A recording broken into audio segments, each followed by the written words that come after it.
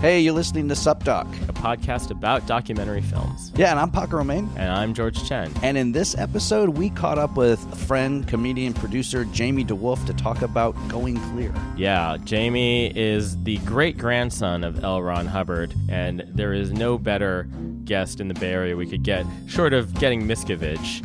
There's no better guest we could get. Going Clear is going to be available online, iTunes, and Netflix a couple days after this episode airs, so make sure you check that out if you haven't already, because this talk with Jaime is really great. And he said we might actually be followed by Scientologists after this, which would be amazing. If you're a Scientologist, please give us a great review on iTunes for this podcast. And now, Jaime DeWolf, everyone. Hi, Jaime. Where does it come on? Hi. Hi. Welcome to SUP Doc. What's up? What's up, Doc? Sup, Doc? Thanks for joining us. Thanks for doing this. Yeah. Thanks, guys. Is your house bugged? Are they listening no, to us? Cockroaches only. Oh, okay, good. That's good. That's certain kind of bug. Yeah. And cockroaches listen, don't they? They have ears. They do have ears. They have antennae. I would be surprised if the government didn't have robotic cockroaches that could listen in on the Chinese consulate or something. Yeah, that's probably true. I don't think you need that when you have satellites. Oh, that's a good point too. That is a good point. Was that? It's also the plot of Ant-Man is like you just made tiny people to do espionage for us. Oh, right.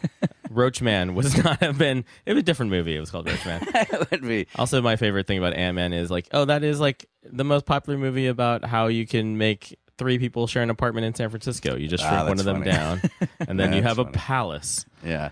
So we're here in Oakland with Jaime DeWolf. You're kind of you've been in Oakland a long time, right? I think you're very synonymous with Oakland. Synonymous with Oakland. Synonymous? Is that at least the show is? I think at this point, I've been in Oakland, and God, it must have been 10 years. I came from the glorious palaces of Vallejo before that, so it was a big. Which sadly at the time actually felt like a big step up, and that's where Vallejo started. That's where Tourette's started in Vallejo and Benicia, and then we ended up moving to Oakland. And I've been out here, and I remember thinking when I moved in Oakland, I had some friends moving to the city, and I was like, God, this is so expensive, and for what?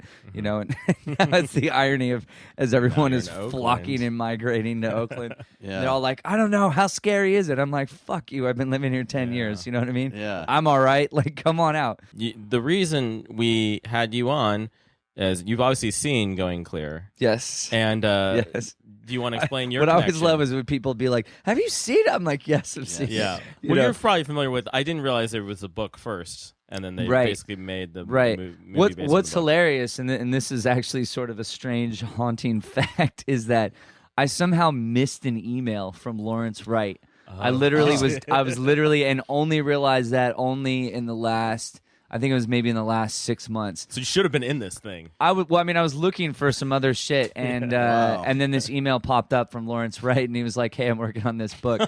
And but bearing the lead a little bit, you mentioned it. You're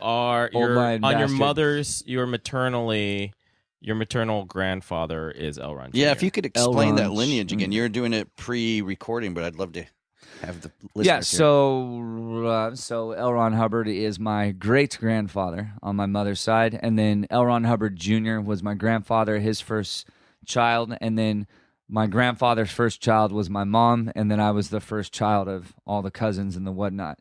And I think that in a way that is kind of why I got handed the strange mantle of being the one poking and prodding and asking questions early on, because I think a lot of my aunts and uncles looked at me like this little redhead, loudmouth, weirdo kid who was always typing and writing to himself, and they're like, "Oh fuck, here we go again," you know what I mean? And so, and I knew who L Ron was since I was really young, and I had I had his Mission Earth books and things like that, and I was really proud of that fact. I had no idea though that he was a cult leader. I had no idea that he was. You thought he was just a sci-fi writer when you're so I mean, my mom was like, we ain't going there for a while, and none of that part of the family none of that part of the family is in Scientology. No, I mean my grandfather was obviously for a while until 1959, and my grandmother, she was L Ron's personal typist for a long time and stuff like that. And also in those early days though is that they had a kind of a strange relationship because his son shows up. His son is basically this young, beefy dude, kind of looks like his dad, same name, right? Same red hair. And he kind of became an enforcer for his father and did a lot of nasty shit, muscled a lot of people, blackmailed them, beat them up. And also in his memoir, he talks about the memoir has never been released, but it talks a lot about how his father showed him a lot of like black magic, occultic sex rites and all this crazy, disturbing shit that is absolutely fucking true. It just sounds so preposterous because it is inherently ridiculous in nature, but L Ron believed in that shit, and that's been proven over and over. And he did a lot of occultic sex rites with Jack Parsons, who is American benefactor of Aleister Crowley, and the Jet Propulsion Lab stuff. Exactly. Yeah. And so they literally tried to bring about the apocalypse by going into the desert and having quasi-sexual rites. And so and I don't actually believe in black magic, and I've only been to Burning Man once, so I don't really put a lot of investment in whatever you're going to draw in the fucking sand. Well, a lot of it is more about it's about the intent. It's about the thinking of it, and it's also the fact that he hid a lot of those roots and hid a lot of who he truly was for a long time. But yeah, that's always why I hate the religious intolerance shit. Is like it never started as that. So I mean, for them to even hide behind it is bullshit. Well, that was like the whole in the movie. This is brought up like it was basically because he didn't pay taxes. Hubbard didn't pay taxes. Well, what happened is that they're like, okay, if this is science, prove it. Yeah. You know what I mean? And if this is a mental health, new device, who are you helping? Right. And he would bring people forth, and it was like, I have the first clear. Yeah. And to bring them on stage to try to substantiate his claims, and they would just dive bomb like a motherfucker because it was totally fraudulent. You know what I mean? And so then he realized that if you turn it into a religion, you don't have to prove shit. Yeah. And that no one fucks with your money. It's brilliant. It's totally brilliant. It's amazing. Like and it's like the guy won. Yeah, he won. He did win. It's like he's dead. And these motherfuckers are still fighting for this bullshit that basically he got rich off. Yeah. He cashed out. You know what I mean? He died with millions. He, from what I know from people who even carry these bags, he got $1 million in cash every week delivered to him, and he was like completely psychotic in a fucking trailer with his teeth rotting out. He couldn't even spend the money, but he just loved stacking it. He got religious status not because first he was a religion, but first because he got tax exemption, which then made him. Well, that was under Miscavige, right? Miscavige. So, and I'm watching this, I was like, I don't even know why you'd want to be Miscavige. Like, why would you want? Well, because he's like power living under this legacy also. So it's like it's amazing. He doesn't even audit. He doesn't even do it. Yeah. Imagine a pope who never prayed. Yeah. Right. Yeah. They're like, Pope, what did God say? Like, I don't know. I I'll don't talk to that fucking know. motherfucker. Yeah. You know what I mean? But like, this is what we're doing today. All right. Wow. First thing, so we he killed the doesn't Jews. audit. Who told you that? He's like, I don't know. What? They're like, well, did you pray? Did you ask God? Yeah. He's like, I stopped praying a while ago. Listen, I'm the fucking Pope, though. Yeah. What are you gonna I'm tell me? You're gonna tell infallible. me I gotta fucking pray? I'm the fucking Pope. I have the pony. By the I mean, way- David Miscavige grew up Yeah. in Scientology, right? So I mean, I kind of view it as that it's like if Ted Bundy was giving you sex tips, Yeah. and was trying to tell you how to mac on women, you might end up being an asshole. That's know. funny. So, I do want to say that the Wu-Tang name generator says for L Ron Hubbard, your Wu-Tang name is Violent Madman. Wow, that's just apropos. too on. That's too on the That nose. is I think way- someone's done this before. Is Yeah. why That's a little too on. Violent madman. Yeah. I mean, it was pretty violent. I mean, he had wasn't people like. beat up. I wouldn't say he was extraordinarily violent. There's certainly been more violent cult leaders. I think that we're all lucky that after a certain point, I think he basically went impotent, and so I think that saved a whole lot of trauma. Oh yeah, that's You know what I mean? that's okay. That's in Yeah, there I mean, too, I find out more details about his later days all the time. But I mean, like he started Dianetics pretty late in the game. Like he was around like 30 something, and then and things kind of progress, and he did a fair amount of drugs in his time and so forth. And so, but I mean, even near the end, there wasn't a lot of instances of you know, I mean, like with his little Sea Org messengers and stuff like that. There were like, you know, some references, but there's not like a whole lot of substantiation of like super pervy things. But I think that it was just sex to him was more of like a form of control over the people. It's like if you know their sexual secrets, then you have power over them, and that was even more important.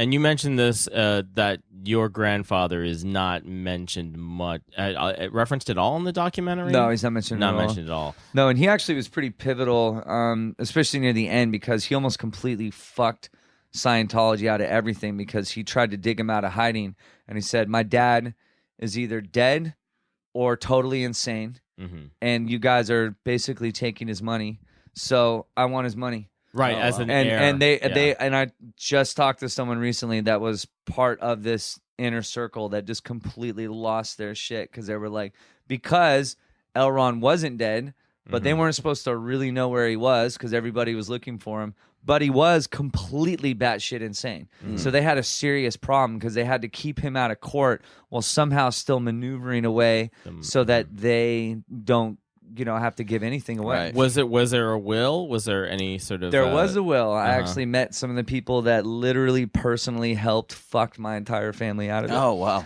So, yeah, I mean, it was basically they wanted it to all go to, obviously back to Scientology.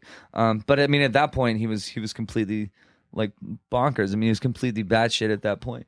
He'd been living in fantasy for so long, and I think at a certain point he just lost it. Did he had dementia, Alzheimer's, or was it just I think it was a mental? combination of I think it was, Jesus Christ, it was a combination of all kinds of things. He was also pretty broken and in terrible health near the end, because he never saw a doctor anymore. You know what I mean? At that point, he started to kind of literally convince himself of his own recuperative powers, and at that point, I mean, he was just surrounded himself with sycophants. So I mean, it's like there was no one to tell him otherwise. And he was also anti-psychiatry, so he probably wouldn't believe in any diagnosis that someone would give him. Right, which is interesting when you think about later. It's like, who are the people? If you think about it on paper, the people who would be the most terrified and you know malevolent against psychiatry are usually people who have some fucking problems. But a lot of that is because a lot of that beef is because psychiatry was the first organized force that really was going to take him down, because they're like Right. what is this new mental health shit? They're like, what are you're saying you can cure everything? You're saying you can cure cancer, schizophrenia, manic, like this is just this is dangerous. You know what I mean? Like, substantiates this shit. And he was like, how about I'm a religion and suck dicks in hell? And that's what they've been able to maintain ever since. The founding Church of Scientology attempted in 1967 to get a court determination that it was exempt from federal taxation on the basis that it was a non-profit religious organization. A federal court denied the founding church tax exemption, saying that some of the church's earnings from 1955 to 1959 were used for the personal benefit of private individuals, L Ron Hubbard and family. I remember I'd always have girlfriends early on. They'd be like, so what's this L Ron thing? And I'm like, oh man, this is not a conversation over a beer. I'm like, all right, I'll go into it, but you have to give me like an hour. You know, but now there's Going Clear. So I'm just like, why don't you watch that and then we'll talk. So it just saves me a lot of time. If you're gonna, and they'll call me right after and be like, holy shit, I have so many friends hit me up after that Going Clear came out, and they're just like, you know, oh man, I knew this. You always told me this shit was crazy. I didn't know it was that crazy. They're like, you fucking, you know. And I was like, yeah. Why do you think when I performed this shit, you think I was telling my neighbors of like, look, I know this sounds weird, but if you see people going through my trash, if you see some weird cars or vans out here, I know it sounds weird. I know I sound paranoid, but. Yeah. I'm not. Can you just tell me if that happened? Which is tough when you live in West Oakland. It's just the wire. Right, yeah, right. I mean, I think that the documentary was really, really cohesive, though. It's like my grandfather, L Ron Jr., isn't mentioned in the documentary at all. And I think that's partly is because it's such a massive subject that you have to have a cohesive thesis. And I think that they really, why it works is, you know, calling it the prison of belief, right? Is that it really, really adhered to that, you know, that aesthetic in terms of this is what we're trying to analyze, you know what I mean? Because there's all of the things that you can tackle. Who is L Ron? Who is he really? What do they actually believe? what's all the crazy, insane shit that they've done to people. The Sea Org, what about now? What about the David Miscavige era? And so they managed to do that, but by hooking it on people's, basically the way that they had sunk themselves into this and kind of had become programmed themselves. I mean, I think what Going Clear has done is that, because I mean, it's not the first documentary on Scientology. I mean, there's been stuff by BBC, there's been personal documentaries, there's been all kinds of stuff that's been out, but it was by the weight of HBO's name. Yeah. Two, that Alex Gibney doesn't give a fuck. I mean, he's taken on Enron. He just took on Steve Jobs. You know what I mean? Like, he doesn't give a fuck. The smartest man in the world is, or in the room is a great documentary. Yeah, I mean, guy's a beast. He has no problem tackling and just walking into the dragon's cave. So I mean, I think that was a big, huge factor. But I mean, they were very careful when they did it. I mean, I've read a lot about the making of it. And I mean, they did it quickly. They took all the people, like snuck them to different alternate locations to do the interviews. And they said they had hours and hours of stuff, and that was the story that they had to go towards. And Wright has a pretty good, legit journalism credentials. Right, he's won a Pulitzer and stuff like that. And I mean, that's the thing is that I thank God, for all of this legitimacy, because to me, growing up in such a climate of fear, and to a point that when I was 21 and I first performed against Scientology, they immediately came after me right to my door. And then, my aunts and uncles are like, "Oh man, look what you've done now." Like they didn't, we were off the map, and then you fucking brought the whole him back. DeWolf family had avoided it, or oh yeah, no one in my family talks Yeah. about it. I mean, I was the only one I'm still the only one that makes for an awkward family reunion when they're like, "Oh, there's Jaime, the guy who brought the right." Scientologists." No, I mean, what's interesting is that I think over time, some of them championed it a little secretly, partly because I think that they saw that I approached it artistically, and I just wasn't, and also that I know my shit, so I'm not just like babbling at the mouth. And also it's like I've never gotten paid for any of it. It's like this isn't some pursuit of money. It's like I literally just got to a point where I'm like, you know what? Fuck y'all. Like, fuck y'all. Like, if I just get shot randomly by some random stray bullet in Oakland for some other dumb shit in a random riot, and I never said the truth about these fucks. I mean, it's just like, because even when I was 21, it's like, to me, this shit is not cute. It's not funny South Park jokes. It's not like quasi weird. It's like this guy like destroyed people. Like he like raped their minds for his own amusement, money, and malice. And you know what I mean? And now he left behind an army of robots who are perpetuating his same blueprints. But it's like, yeah, I mean, people are like, "Oh, there's the Scientologists, they believe in aliens and shit." And what I always point out is that that's actually, you only find out about the aliens mostly, or at least that whole Xenu, evil galactic overlord thing. You only find that out when you're way deep in the church at that point. Like you're like, and the tragedy of it is that you've literally been paying to brainwash yourself. Like by the time you get to OT level 3, you're literally hypnotizing yourself. You're sitting in a room by yourself, reading and talking to these dead alien souls that possess your body. So my point is always that, like, okay, that may sound hilarious on paper, but think how fucked up you have to be that you even get to that point, and that you would even buy that from like you are paying for that from a sci-fi author. You know what I mean? Who's going to be like, okay, I have this secret, but it's going to cost you $75,000. You know what I mean? But it's true, And one of the points I always talk about is it's like, if Stephen King wrote a chapter about werewolves, and then he said, okay, but this one is not only true, but it's going to cost you like $250,000 to read it. And you're going to find out the real story of werewolves. And you're like, oh, Stephen King, what's the real story of werewolves? I mean, that's just the way that it works. I mean, it's also just the tragedy of it, meeting people who've lost their family, who've lost aunts, uncles, and shit like that. So I mean, stuff for like Going Clear, it's like I champion all the way. It's a very pivotal turning point, and it matters so much to so many people across the world that someone finally said fuck you and just took a shot that bit. I mean, it's the most watched documentary in HBO's history. You know what I mean? It's like it's had massive repercussions already, and now all of the media and everybody else is like, oh shit, can we talk about this now?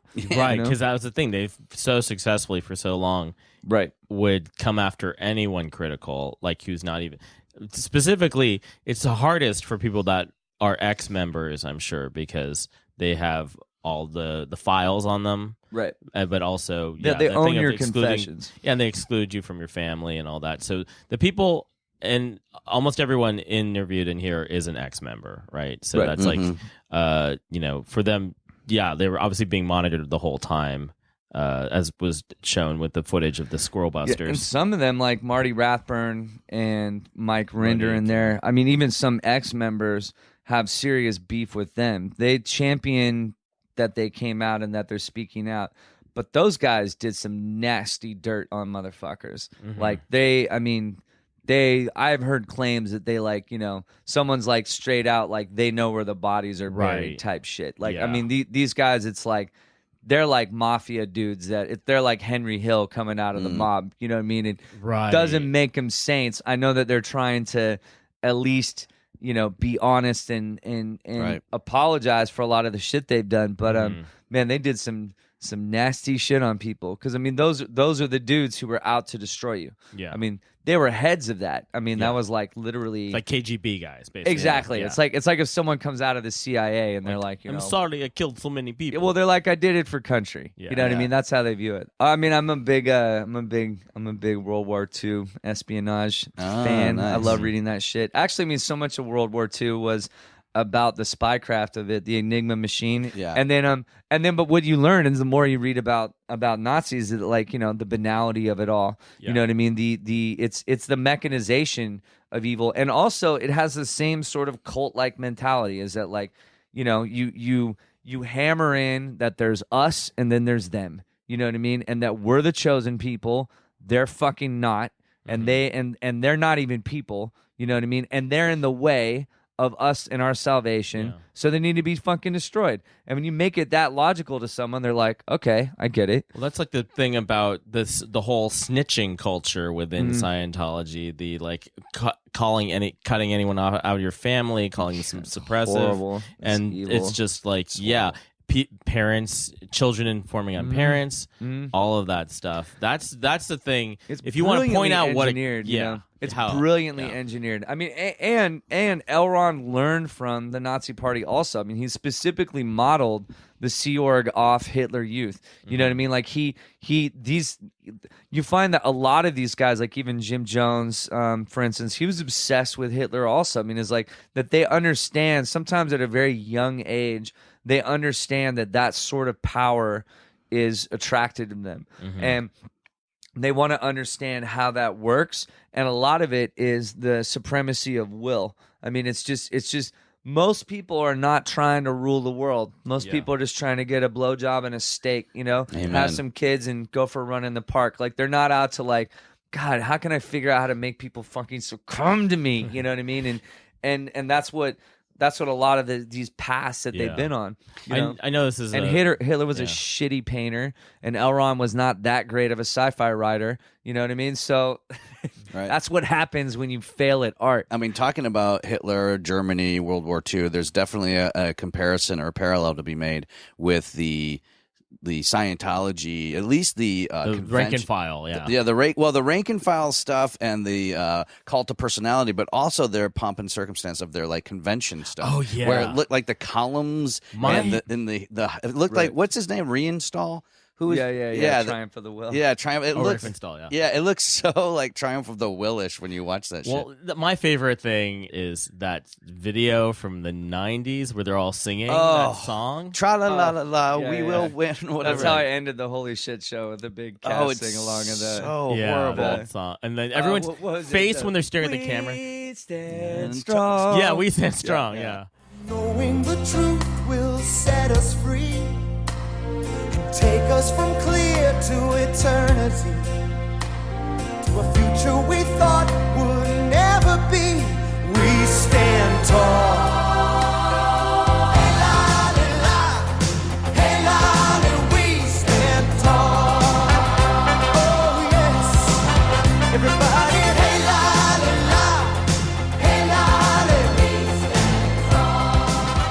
that video So bad. is, I mean, amazing on its own. It's so well played in Going Clear.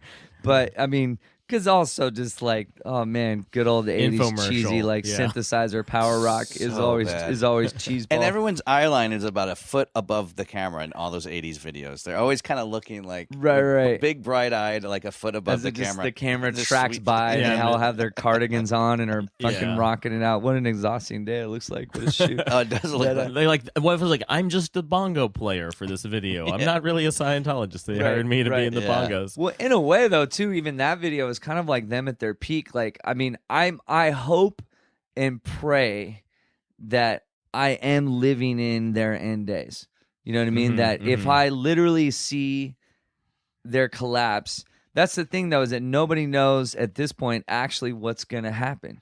Because right. Who's the David successor? David Miscavige does not have a successor, really, but they have billions of dollars in assets. That shit ain't going anywhere. Well, real you know? estate too. That's the thing that came Yeah, up. It's just the like real, Academy of Art. yeah, the real estate is also just not going anywhere. So I mean, that's a problem. Is that like those resources aren't going anywhere, and I think they're just trying to hang in as long as they can. And that's the thing, though. It's like Going Clear came out. Is the IRS going to do shit about it? All these people see it. They'll go, "Wow, that's crazy." Well, look what John Oliver did with his special on his show about the televangelists, and Their tax exemption. and their tax exemption is now the IRS is looking into televangelists just because of John Oliver's expose that he did on his show. Also, they were banned in Germany. Is that right? Yes, a few years ago, Banned in maybe other a decade ago. countries. Yeah, there's a whole lot of countries that ain't fond of them. Yeah. So I mean, it's a difficult thing to argue because in Germany their argument was, no, you're not a religion, you're a scam, you're a financial pyramid scam. Mhm. And they're like, we're religion, you're intolerance, and they're like, nah, yeah, that's cute, but you're not. So I mean, that's always a hard thing. Is like, where do you argue what level of bullshit is fine? You know what I mean? And I've always resented that as like, I've always resented the idea of just like, well, it's, we got to respect everyone's beliefs. I'm like, to a point, sure, but until it becomes destructive. But like, it becomes destructive so quickly. Right. I mean, the Hare Krishna, there's a book called Monkey on a Stick. Back in the day of the Hare Krishna, when their leader died, some of them started drug running and gun running and like building crazy pyramids and importing marble and shit. And then like, banging a bunch of groupies and like, what I mean? Like, it's kind of inevitable. I mean, it's just like power always goes the wrong way. And it doesn't I mean, it just doesn't matter what religion you pick. It's always used as an excuse for atrocities, what I mean? Because ultimately it's about power. So you said you were raised Christian. So did your family obviously immediately Christian. got out of that, So but they Christian. found a replacement right away, kind of. Yeah, it was like, I mean, it was really odd. It was like my mom decided early on that she wanted me as far away from Scientology as possible. So she raised us incredibly religious. I mean, my mom and my dad basically met, when they're going to go and be missionaries. Blind faith obscures any kind of like problem. Right. You know? And Right. like Paco grew up in a very religious household. Extraordinarily religious background. Yeah. Yeah. Same thing. Yeah. Oh yeah. Is that what brought you to the God Show and the Hillbillies? Yes. Oh my God. And that's why I still do a preacher character to this day and, Right. and a pastor thing, because I grew up not only in an all white, free denominational fucking nut house of a religious cult. I also grew up, because my stepfather is African American. I grew up in a Southern Baptist church as well. So I would go back and forth and just, I remember as a kid just being like, all of this is bullshit. Yes. Like, it's all pomp and circumstance. It's all just a big parade. It's all like, It's the theatricality of it, but I mean, Exactly. that's the thing about the Holy Shit Show that I did, is that I specifically was using all of the tactics that I have learned as a vaudevillain showman, of like literally audience manipulative tactics, and they all worked They because always I work. wanted to show as an exercise of literally how I can even someone who's obviously against this bullshit can still literally use charismatic tricks on a crowd and they'll still work. Yeah. Even though that you even know in some way that I'm tricking you, is because it's always, I mean, that's the thing of what L Ron did is that, like, you know, it's the gift of gab. He didn't have any science. It's like he managed to convince you by talking, by writing, by like making your brain slowly go numb. I mean, it's like, what is really that much different from a preacher and a game show host? You know what I mean? Or me hosting Tourette's Without Regrets, or all of the burlesque circus fucking shows that I do. It's like, you hand me a microphone, I can whip an audience into a frenzy. And like, I learned how to do that kind of the same way that preachers do, of like learning like, oh, okay, how do I bring them in? Like, what's the moment? And I like, you know, okay, so it's stillness, it's the sincerity in my face. But I have to show them power before that so that they trust. You know, I mean, just all of these tactics. Like, you know, Jim Jones was like almost like a fucking carny. You know what I mean? He had people with like fake tumors, which are chicken livers, that they'd go in the bathroom and come back out and be like this exposed. He'd have his like church members like wear blackface and sit in a wheelchair and get up and rise, and you know what I mean, and like dress old and rise. I mean, just like cheap theater vaudevillian tricks. But it's like this shit worked. I mean, there was even times where he would act like someone was that he was having a heart attack. You know what I mean? So that everyone would rally and like, oh my God, and you know, are you okay? And then he would miraculously recuperate, and you know, I mean, shit like that. There's times that someone like, he claimed that someone tried to assassinate him, and it was like his own people, and he just said, go in the jungle and just shoot that way, and you know. This makes me think like Miscavige doesn't even really have that charisma. I don't think. But he stuff. always represents himself as just like an insane CEO. You know, he's just like he has the faith. Yeah, he's like, I'm just here to administer the goods. And I mean, that's the problem, is that like how I don't think he ever pretended to be. He just kind of has that vicious like Stalin quality of like, you know, like I didn't come up with communism, right? You know what I mean? But I'm damn sure gonna make this shit works at all costs. Yeah. He is very Stalin-esque, but it's also like there's a very intrinsic, very easy way to move a crowd, which is to get them to chant in unison. So like Hitler did it, Christians do it. Hallelujah, Amen, Heil Hitler. You know, like sing, rise. And they whip him into a frenzy. That you have this false sense of community. You know what I mean? You also encouraging confessions.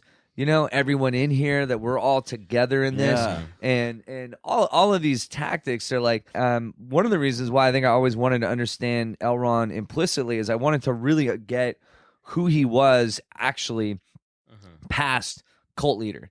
You know what I mean? Because it's like, I mean, cult leader is too easy. I mean, I was just like, what was he? Was he fucking insane? Was he a sociopath? Was he just greedy? Did he actually believe some of this shit? Like, what was his, you know what I mean, who was he? And like trying to unmask who he really was as a human being. Because I'm also related to him. And I have a daughter. And I have no idea to a certain degree what the fuck entirely was wrong with him. He was very singular in that way.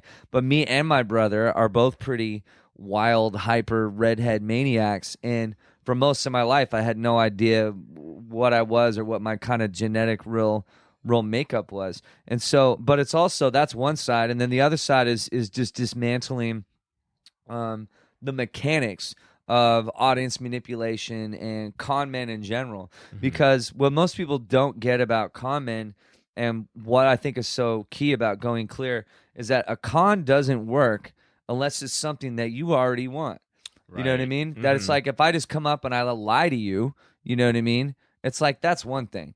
But that's actually not the most successful cons. Successful cons usually work in that I almost like hold it from you and taunt you and tease you with something. And then once you become invested in the con, that you put your own money in, you put your own time, you're like, no, wait a minute, I want that. And you're like, I don't know, you don't want that. You want this violin? You don't want the violin. And they're like, no, I want that violin. And you're like, I'll give it to you for like $500. I mean, it's worth like $5,000. You're like, fuck it, 500's fine. 500. You're like, okay. You know what I mean? And that's the con, is that and that it always makes you, in a way, feel like you're getting something over someone else, or that you alone.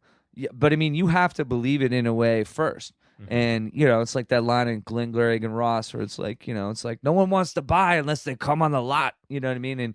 And that kind of thing. And so I think with Going Clear is that's what you're seeing, is a lot of people really acknowledging and accepting that they're like, shit, yeah, I bought this. You know what I mean? And I did all of these awful things, to myself, to my family, to other people because of it.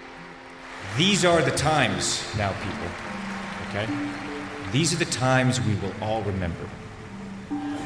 Were you there? What did you do? So what do you say? We're going to clean this place up? Huh?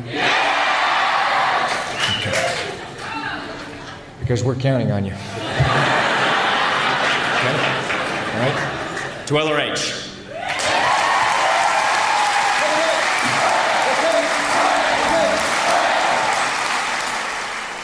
I know it's like a fiction film, but I'm sure you got a lot of talk about The Master when that came out. People probably asked you a lot about that. Sure. Which is the one connection I thought was interesting with that is Jeremy Blake was a visual artist who worked with Paul Thomas Anderson on Punch Drunk Love. Right. And he supposedly killed himself in 2007. A lot of people say they were running away from the church. And so I was wondering if that was another connection why Paul Thomas Anderson decided to be so critical on top of he worked with Tom Cruise. The Tom Cruise thing is really strange because you think about the role that he played in Magnolia. And basically he really is another L Ron in that film, which is the irony of that is not lost to me. It's like that's his character arc, is that he's someone who is this, incredibly aggressive, dynamic, charismatic cult of personality who is literally unveiled live to be a fraud on air and shuts it down and has to escape it. And I think The Master has some good scenes. I think that it's actually a pretty fair shake. I would argue that I would think that Scientologists should be able to see it and not have a problem with it.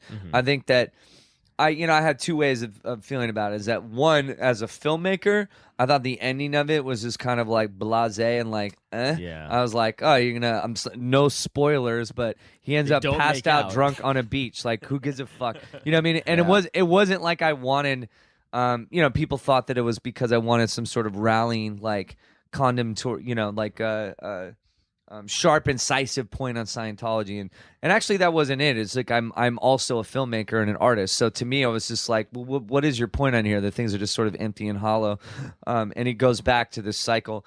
But I wonder if he just got neutered artistically somewhere along the way, because it's absolutely about Scientology. Yeah. So it's like they would even try to shuffle around that little bit. And I was like, it's dead on about Scientology. Yeah, on a boat. Yeah. Yeah, I mean, it's dead on. And like, even my fucking grandfather is a character in it. Yeah. He goes and sits on the porch with them and he's just like, have you ever thought about the fact that everything my father's saying might be complete bullshit? You know what I mean? And he looks the same as my grandfather. That guy who plays Todd from Breaking Bad. Yeah, that's who your grandfather's supposed to be. He's but I mean, like, he has the same kind of suit, the same kind of like, and all that. And so, I mean, it's just, so I was like, all right, so I'm not saying that you have to say it's Scientology, but it's just like, at least acknowledge it and then have a little more bite. And in a weird way, it's kind of the most uninteresting era of Scientology to me. But I think that that's what the gods put me on the planet to do, is for me to tell that story. The e-meter is a very powerful instrument. It's 1/3 of a lie detector. A lie detector would also measure your respiration and pulse. It's 2 cans, and there's electrical wires carrying an indetectable amount of current into a meter with a needle on it. According to Church of Scientology, it actually detects the mass of your thoughts, although there's no evidence that thoughts have mass. The current passes through your body, and as your mental mass increases, so does the resistance to the circuit. Have you ever taken the e-meter test? I have. Well, it's not like a test. They have. Well, first off, they have a personality test that they give you, but which is total bullshit. But yeah, no, I've done the e-meter shit. And what is that like? It's kind of.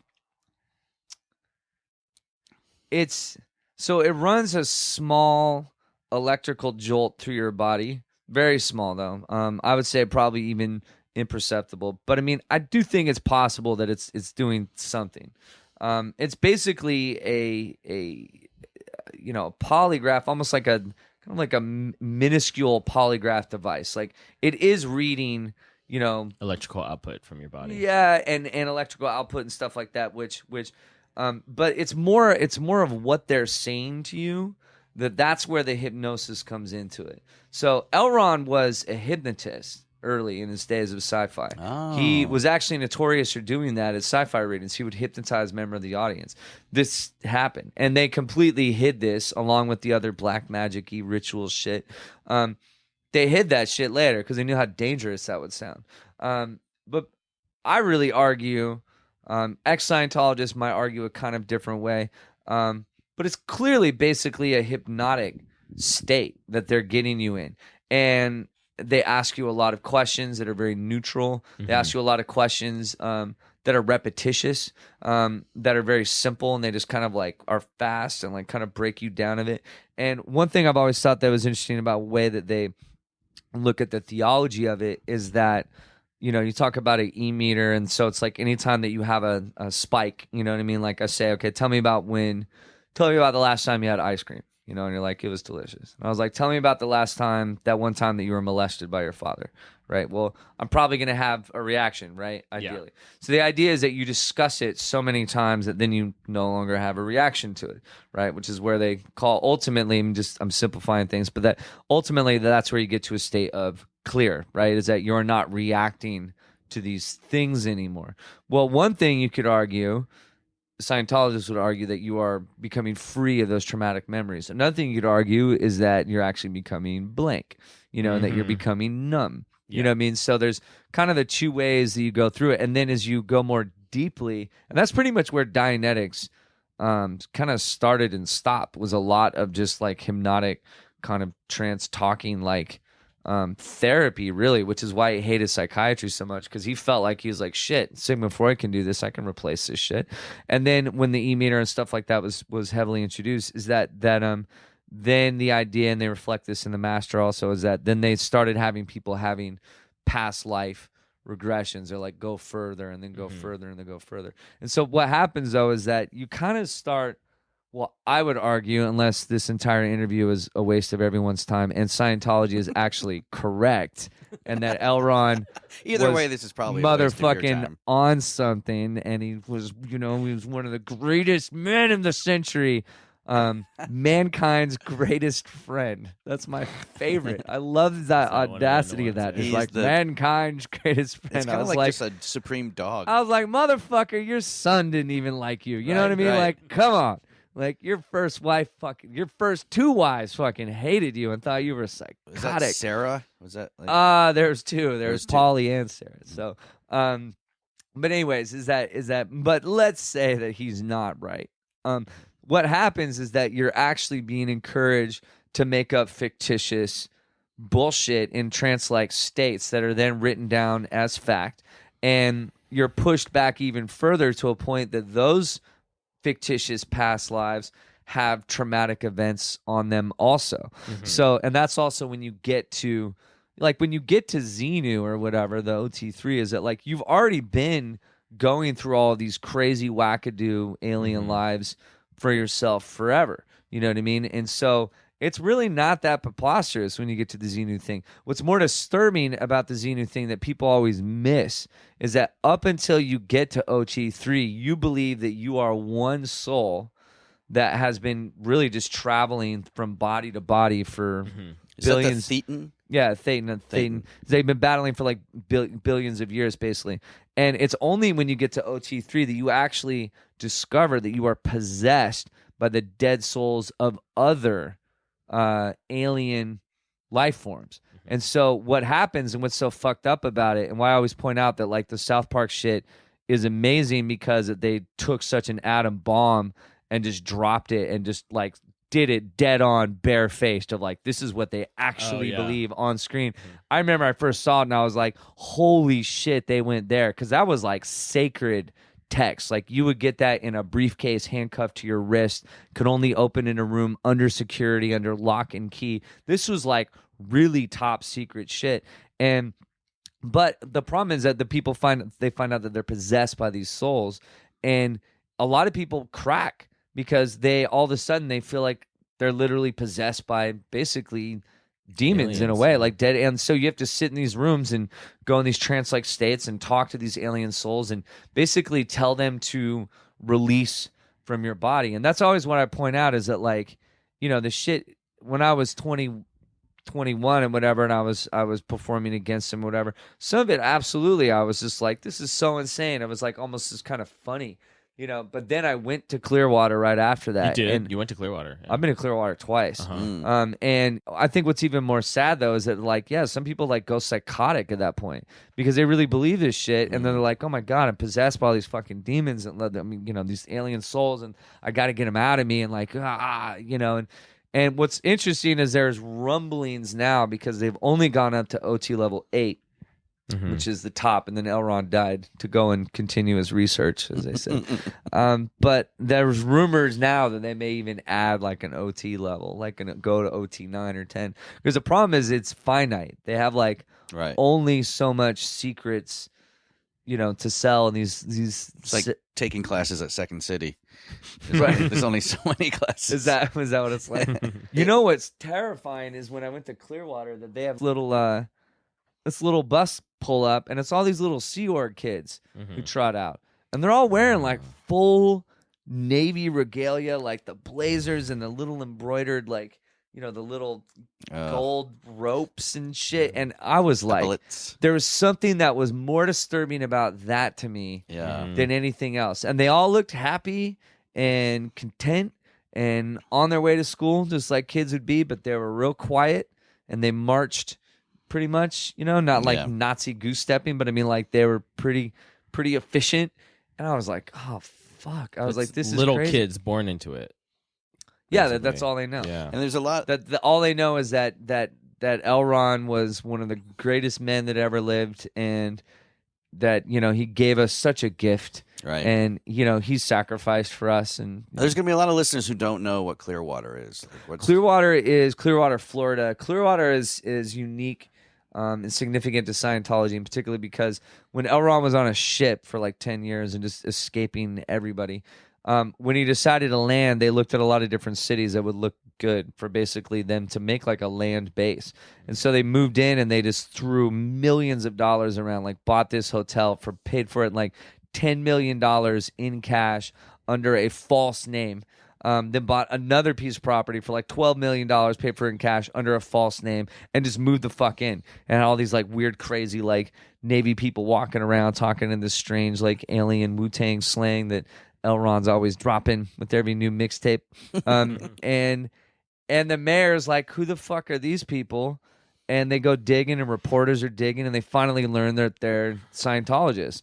And they're like, what's going on? Like, what are you? And this immediately Scientology decides that they need to get the mayor out, which they eventually do, through some all kinds of crazy, dirty shit. And basically they just took over, and they just by sheer force of will and money, they just made it their own empire. Yeah. And they own, like, I think they have like over like 200 security cameras downtown. They own the majority of the businesses, or Scientology ran businesses, you know, downtown. And so, yeah, when I went down to Clearwater, I was just followed every single where I went, you know. And it was hilarious though, because it's like we're getting followed by just like fucking vans, like, you know, like some Scooby-Doo, like, yeah, I mean, it's like a fucking gardening van, right? And my girlfriend notices, she's like, we're being followed. And I was like, no shit, because I just said stop paying attention. Because I was also just like, you know where I'm going. Like, it says on the schedule of this conference, like, we're all staying at this hotel, and we're all going. Oh, what's the conference that you were at? It was a, what was it?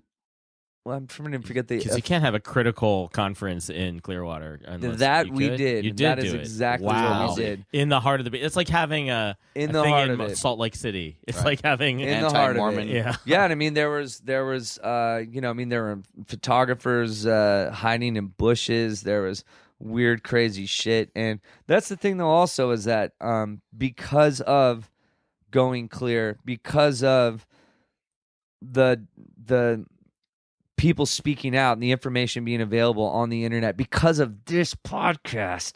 Lives are being, are being saved. No, that literally that it's dismantling the church. Yeah. Because shit, like all this stuff, you couldn't find it, but now you got the internet. Now you can download it. You got everybody talking about it. You're going to be able to rent Going Clear in a millisecond. A Scientologist could watch it from the safety of their own home. And what's happening is that they're leaving in droves. But what makes it scary is it could make them more dangerous because no one knows what happens. Well, what happens when you push them against the wall? Yeah. And they absolutely feel like it is actually crumbling and they don't want to bluff anymore. What happens then? Well, Paul Haggis is featured prominently in this documentary, and it's weird. His turning point seems to be the homophobia. Like his thing is like, I have 2 gay daughters, and then there was something that came out, some Scientologists that were pro Prop 8, right? And then he, had been in it for 34 years, pretty unquestioning. Right. And then he tried to get them to renege on that, and then that turned it around for him. But like they have the celebrity hold must be slipping away. And they said at the end there's only 50,000 people left, which is kind of bonkers because it's got to be more than that. I mean, there's so many. God, it's like the evil flip side of porn in LA. It's like, you got all these struggling, hungry hopefuls come in there and they are very, very aggressive in terms of like, we know how to hook you up. And they still got Tom Cruise as their flagship. And whether we like it or not, that guy has a lot of power. I mean, he pretty much bought his own film studio. Mm-hmm. They're talking about making a massive television studio for Scientology in LA. That's been kicked around and talked about, and like he may end up financing that kind of thing and stuff. So I mean, it's like, unfortunately, they're just not. It won't probably be going away anytime soon. The recruitment has to be falling off, though. The recruitment is falling, and I mean, like, the last time I went through the L Ron Hubbard life exhibit, which is fun for me, is I went through the whole thing, and it's just being taken on this guy's Fantasyland. It'd be like, walking through my spank bank or something, and you're just like, and here is the Angelina Jolie exhibit. Is that none of this shit is real, none of it ever happened. And, anyway, go through and get to the end, and I asked him, just kind of pretending like I don't know anything, I'm an idiot, and I'm just like, hey, what's this thing about aliens or aliens something? They're like, oh, no, we don't believe in aliens. Aliens are not part of the thing. Aliens are not our God. I think people just get confused, because L. Ron was a sci-fi writer, and so he wrote about aliens. So I was like, oh, so there's not like believe in aliens. She's like, no, that's preposterous. That's absurd. And I remember thinking, I was like, which is the bigger tragedy? That she actually doesn't know that they fucking do. Or that 2, she does, and this is just like some insane cover story because she wants me to go along the same path that they already went on. And that's the problem, though, is that they become this disingenuous con where they're like conning people about their own beliefs, and to a point, and you can't change the beliefs. I mean, it's like, the games of Monopoly are the fucking same, and someone's going to get fucked and someone's going to die rich, and the only one dying rich is L. Ron. Or Miscavige. There's only one winner in Monopoly. And Tom Cruise. So, Jaime, we usually end our SUP Doc interview by asking people documentaries that they recommend. Well, I would say the 2 best, my 2 favorite documentaries I've seen recently. One is Cartel Land. Cartel Land was one of the craziest fucking documentaries I've ever seen.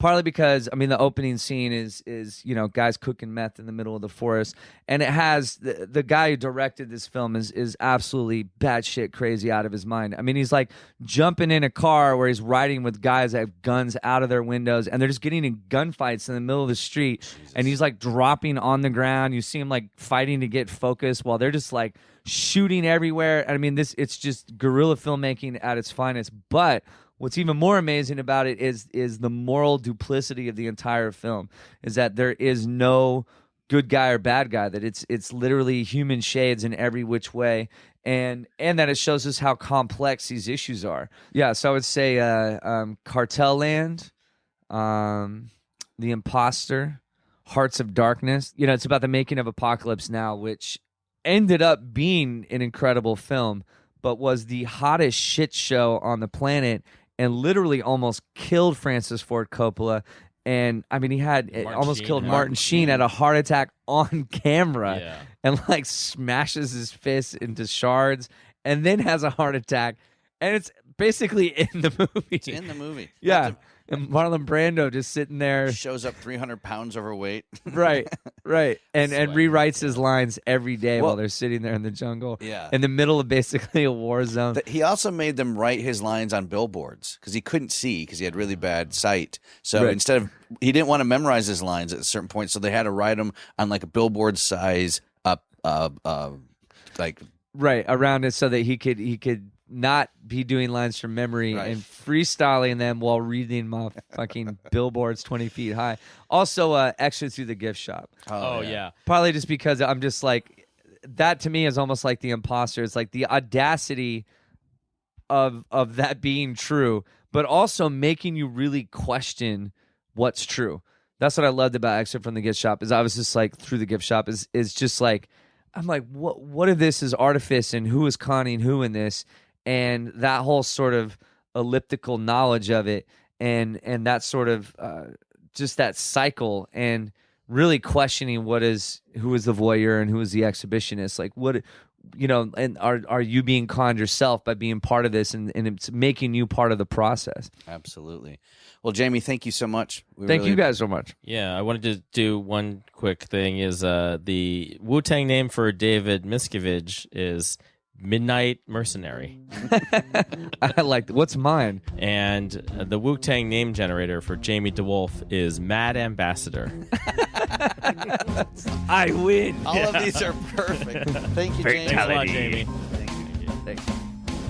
Hey, thanks for listening. And you can find episodes of SUP Doc on iTunes, SoundCloud, Stitcher, and TuneIn. Please subscribe, review, and rate. Please follow us on Twitter at SupDocPodcast and online at supdocpodcast.com. This show is produced by Will Scoville. Theme music is by David Siegel. If you want to suggest a documentary or a future guest, please email us at supdocpodcast@gmail.com.